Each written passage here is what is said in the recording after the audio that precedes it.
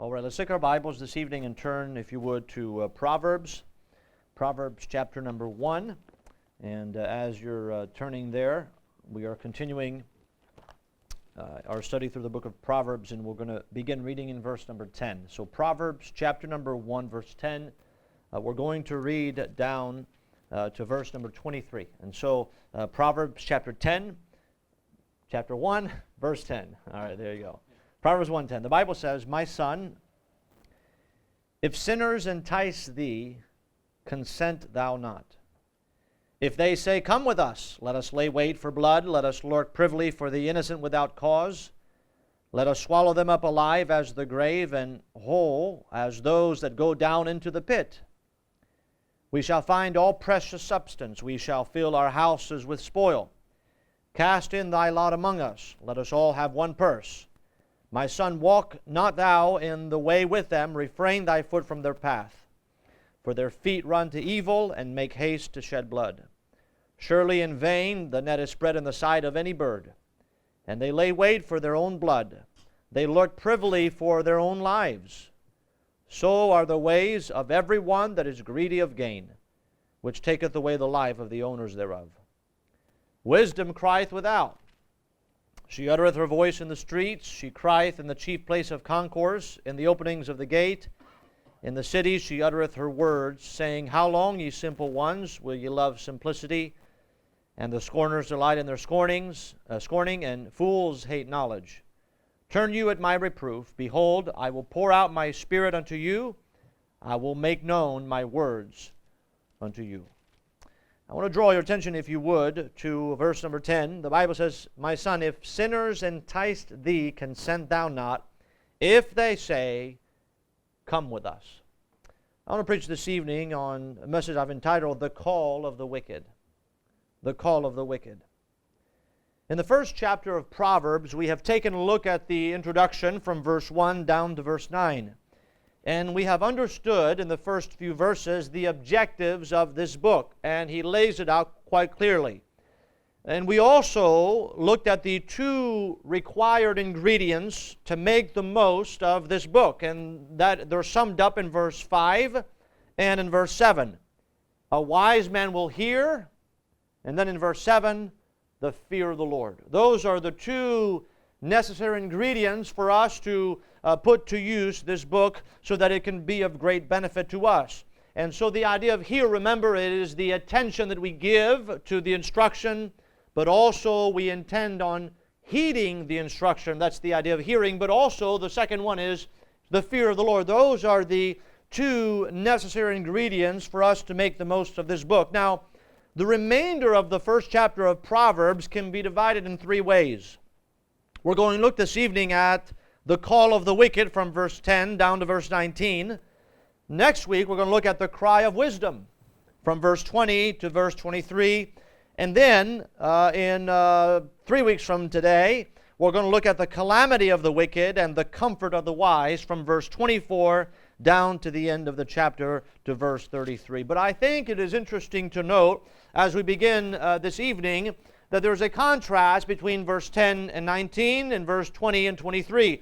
In verse 10 through 19, you have the call of the wicked, the voice, the message of the wicked. But then in verse 20 through 23, you have the cry of wisdom. Wisdom is crying out. She's uttering her voice in the street. And so there's a contrast between two voices, two influences, if you would. And so we will deal with each one of those sections in the following 3 weeks. Now, in Proverbs here, verse 10 down to verse 23, as I mentioned, we have a contrast between the wicked and wisdom. We will examine the call this evening of the wicked and then the cry of wisdom, but there are two distinct messages being preached today. And there have been two distinct messages that have always been preached. The wicked are calling and wisdom is crying. That is really what is going on today. In this world right now, the wicked are calling and wisdom is crying. This sets for us an important contrast that is repeated throughout the book of Proverbs. Now, we understand that the Bible teaches us that the world is at enmity with God. what God has declared has always been opposed by the world and will always be opposed by the world. The voice of the world is not complementary to the voice of God. And so we will deal with the first one this evening, the call of the wicked, from verse 10 down to verse number 19. And as we begin our study, we notice first of all the appeal of the wicked. Now as we read those verses, there is certainly in this call an appeal.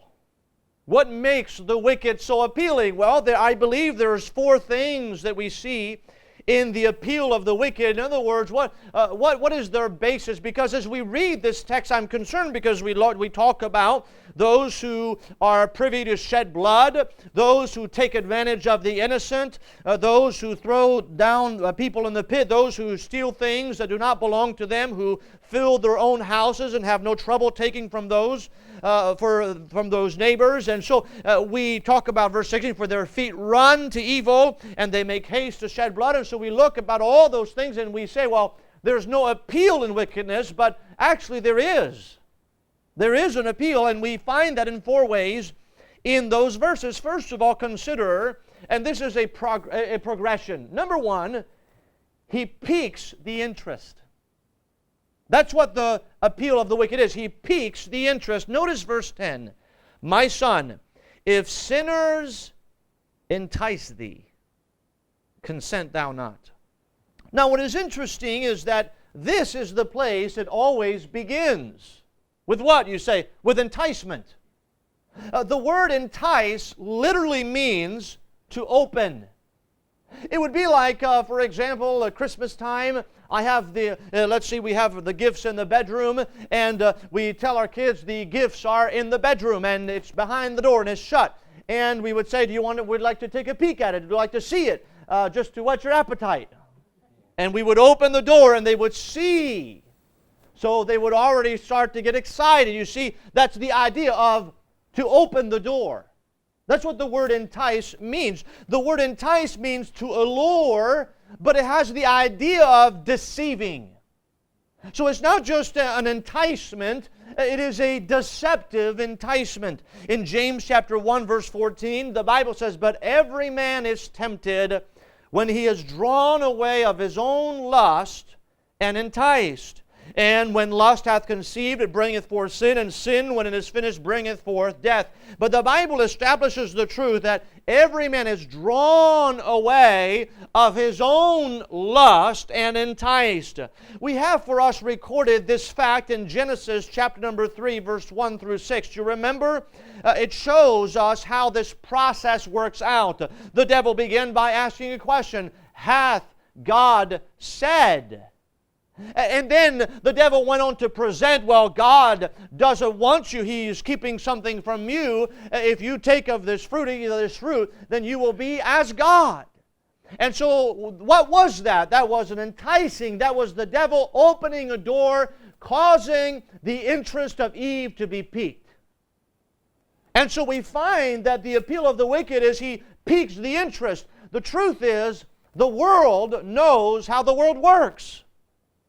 It is amazing to me, even when you talk just only about the subject of music, that the only Christians who are okay with worldly music are those who say, well, music doesn't influence, it is amoral, but the world doesn't say that. The world will admit that music influences you and it influences your behavior, and they will admit that. But it seems that there's a group of people who say, well, no, it doesn't have influence. But we understand here that we know that the devil's appeal is to entice, to promote those things. It is of utmost importance that we become aware of the influence of the world, the influence of people, and the influence of what is accepted in our society. We must be aware of that influence. And we must be aware that constantly we are being bombarded with the door being open to entice us. That's all it is. If sinners entice thee, if they open the door to where you are piquing and you become to be interested, understand it is an appeal to your lust. It is an appeal to your flesh. They open the door and all of a sudden it arouses something within you that you become interested in. And so that is seen in all kinds of different ways. You see, there are many influences that have influenced the churches of our day. Churches, for example, have promoted alcohol and as acceptable. Society has encouraged intimacy before marriage. Television has portrayed every vile and sinful behavior as normal and common. Men are no longer leading their families spiritually. Mothers are no longer raising their children because they want a career, and children might just get in the way. And so this is society. They're opening the door, and we are peeking in, and the flesh is roused up. You see, that's how it begins. And James tells us that every man is drawn away of his own lust, but we understand the role the world has, and that is they open the door. And today, I'm sorry to admit to us this evening that so many doors are opened quicker than ever before. Because it used to be you have to go to certain places for the door to be open, but now you can have every door open at the tip of your fingers. And the peak, and we become interested, and the flesh is aroused. That's the appeal of the wicked. He piques the interest. But secondly, he provides interrelationships.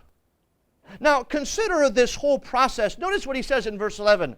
If they say, notice the language, come with us. Let us lay wait for blood. Let us lurk privily for the innocent without a cause. Let us swallow them up alive as the grave, and whole as those that go down into the pit. We shall find all precious substance. We shall fill our houses with spoil. So do you see here, the world has the appeal of the majority. That's what the world has.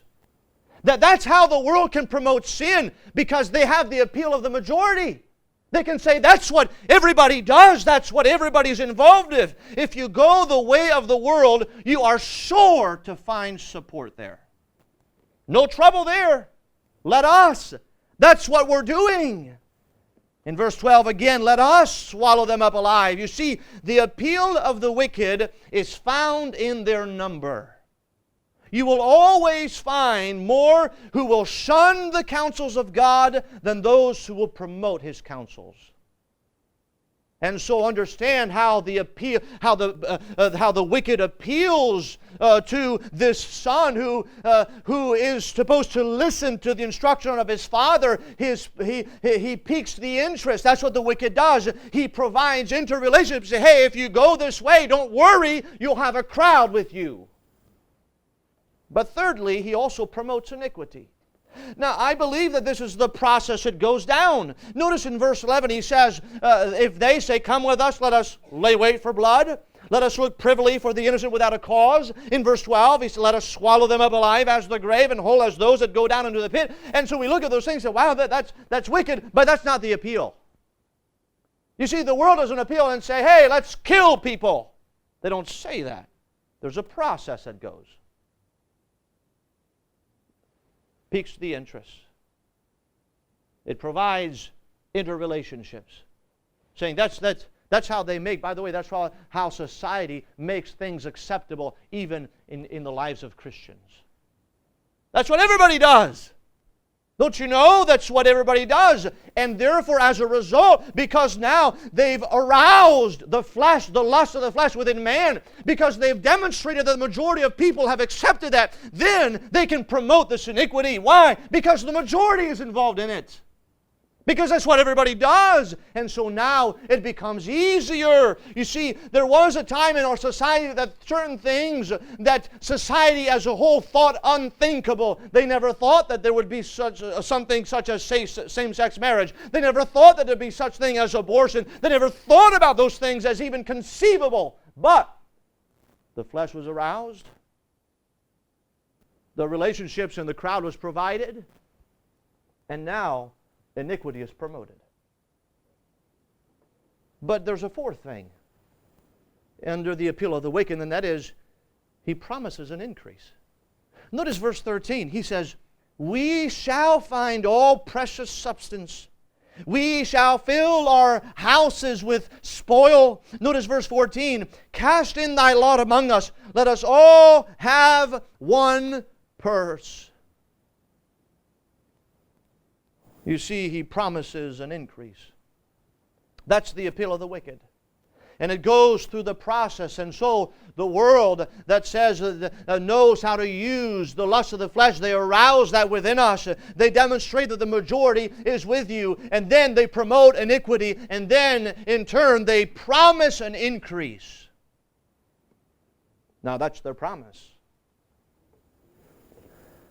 And so we sum up the appeal of the wicked in this way. And I wrote it down. I'll just read it to you as I wrote it down. When the door is opened, our lust is aroused. We then march headlong knowing we will find support in the world about us. This helps us in the making sin become acceptable. And we soon place great value on what the world calls valuable. That's the appeal of the world. You see, ultimately what they say is, look, this is important and you need to get this. So understand this, the appeal of the world is the appeal of, it is a process that we go through, and it is, by the way, a quick process. I think it is amazing that as we know, he goes from, if sinners entice thee, consent thou not. And if you don't do that, if they say, come with us, let us lay wait for blood, he goes right to the idea of murdering someone. That's how quickly we go down the road to sin. Just by consenting. This idea of consent, we'll just see in just a moment, is just to agree. To agree with the person who is promoting such things.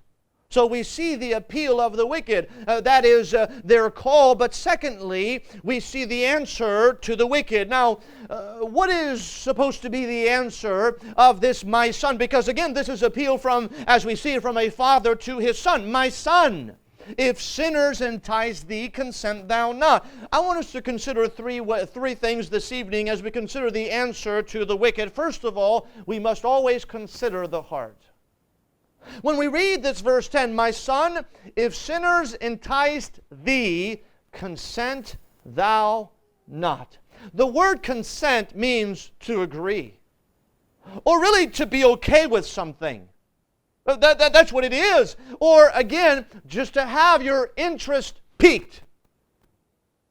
Just as the devil did to Eve. You could be as God. Oh, now that's interesting. I never thought about that before. I could be as God. This sounds pretty good. So we must always consider the heart. Understand what this means. Later in verse 15 he says, my son, walk not thou in the way with them, refrain thy foot from their path. This is very important. I believe today, this is because something that really boggles my mind is to consider someone, a young person that's grown up in a Christian home, that's attended a church their entire lives. They've memorized Bible verses. They've memorized songs. They could recite those things with no trouble at all. And yet when they grow older, they step away from church. They step away from God. They step away from what is holy and what is acceptable in the sight of God, and they go after a different way. And we ask ourselves, how does that happen? I'll tell you that happens in the heart. There was a time when the son consented, agreed. Now what is interesting is that there, as we saw there are two influences in this first chapter. There's the call of the wicked, but there's the cry of wisdom. Now this tells me something. In the remainder of the chapter he's going to talk about, we'll see later, he says that when wisdom cries out, because I called and ye refused, in verse 24. I have stretched out my hand and no man regarded. And so what is interesting here, it is this truth, and this is very important when we consider our own hearts. We choose who influences us. Do we understand that? We choose who influences our lives. We make that choice. We're always making that choice. And that's why, sometimes, and for the longest time, I just couldn't believe. I remember there was a missionary family that served along my parents in France, and many of their children served the Lord, but one of their particular sons went out, got out of church, and started playing in the rock band, and just lived a wild life. And I thought to myself, well, how does this happen so quickly? I'll tell you how that happened. It happened the moment that young man said to himself, I'm not going to allow my parents to influence me anymore. The world's going to influence me. That is a decision that he made. And so to me, it boggles my mind to think about a young person who's lived their lives in a Christian home, who's been influenced by their parents, and then they meet some other young person, one of their peers, who is their same age. They've met that person for 2 weeks, and they allow that person to influence them more than their own parents. Because they choose to allow that person to influence them. That's a choice. So the answer to the wicked is we must consider the heart. If sinners entice thee, don't consent. Don't agree with them. What he's saying is, do not allow them to influence you. So we consider the heart, but secondly, we consider the haste. Notice what he says in verse 16. He says, for their feet run to evil and make haste to shed blood. Now notice in verse 17 he says this, surely in vain the net is spread in the sight of any bird. Now I believe those verses go together because they both express haste. In verse 16 he says this is the action of the world. Their feet run to evil. In other words, they make haste to shed blood. You know what that means? It says those who are wicked, they love wickedness. They do. They enjoy it. They're intense about it.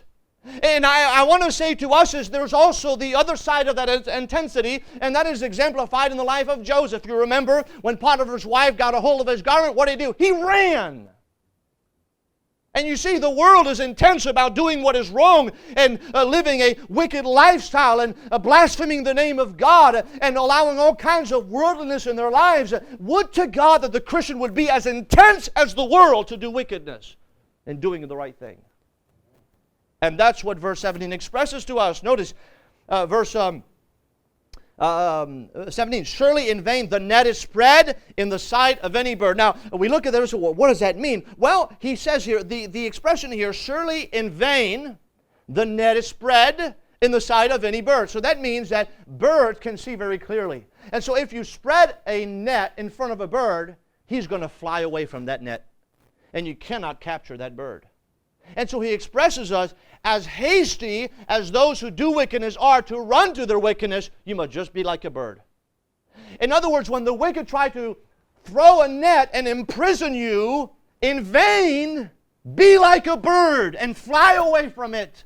Don't be entrapped by something you see clearly that is wickedness. Don't allow yourself to be influenced by someone who should not influence your life. Be like a bird. Because just as easy it is for a bird to see that to fly away, so ought we to be. So we consider the heart. We consider the haste. The wicked are quick, but we should be just as quick to run from evil as they are to run to evil. But thirdly, we consider their horizon. Verse 18, and they lay wait for their own blood. They lurk privily for their own lives. Now that's interesting because earlier they were waiting for somebody else's blood. They were lurking privily for the innocent without a cause. That's what it said. But now the Bible says, and they lay wait for their own blood. They lurk privily for their own lives. So he turns it around. And so what he says here to the son, he says, consider their horizon. Consider the end of such a man. And the book of Proverbs is filled with that. To consider their end. Consider where this sin will lead. Consider what is the result of that.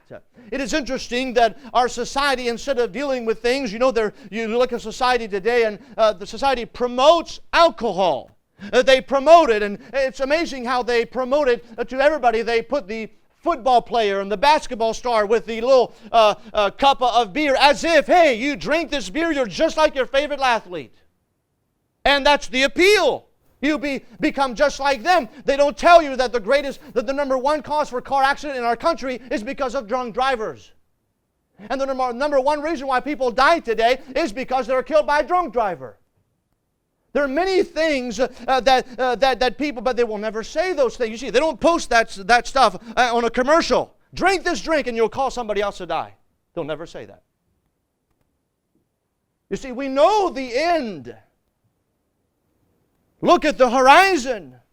And we know that any person that dies a wicked man apart from the righteousness of Christ will spend an eternity in hell. It is mind-boggling to us to think that Christians would begin to change their lives to make it look like the world, and they desire to live like the world, and yet they know where they're ending. It makes absolutely no sense. You must always consider the horizon. So the answer to the wicked is this. Consider your heart. Who's influencing your life? Consider the haste. Just as they run to evil, you must run away from it. And consider their horizon. Consider their end. Consider where that leads. You know, we live in a society that because of people's wicked lifestyle, our society spends billions of dollars trying to find medicine to heal people who are involved in wicked lifestyles, instead of addressing the lifestyle. See, that's the problem with the world. They don't want to address the lifestyle. They want to help you in your wicked lifestyle to make sure you can continue in that instead of helping them. But we consider the third thing. Not only do we see the appeal of the wicked, the answer to the wicked, but thirdly, we see the attachment of the wicked. We ask ourselves this question: why does the wicked live such a life? Well, verse 19. So are the ways of everyone, there it is, that is greedy of gain, which taketh away the life of the owners thereof. You see, this last verse answers that question for us. Why do they do such things? This is very important to consider in order to properly understand how to apply this lesson to our lives. You see, the expression used to describe them is that they are greedy of gain. This way that takes away the life of the owners thereof is rooted in covetousness. The wicked do wickedness because they are covetous. Because they want something, because they place value on something. Now remember, in verse 13, what they promised: we shall find all precious substance, we shall fill our houses with spoil. So here it is. And I want you to write this statement down if you are taking notes. The wicked do wickedness because they have attached great value to something that has no value. The wicked do wickedness because they have attached great value to something that has no value. Jesus put it this way in Mark 8:36. For what shall it profit a man if he gain the whole world and lose his own soul? Or what shall a man give in exchange for his soul? But also further in the Sermon on the Mount, when Jesus Christ was teaching His disciples, He said thus in Matthew 6:19, lay not up for yourselves treasures upon earth, where moth and rust doth corrupt, and where thieves break through and steal, but lay up for yourselves treasures in heaven, where neither moth nor rust doth corrupt, and where thieves do not break through nor steal. For where your treasure is, there will your heart be also. The light of the body is the eye. If therefore thine eye be single, thy whole body shall be full of light.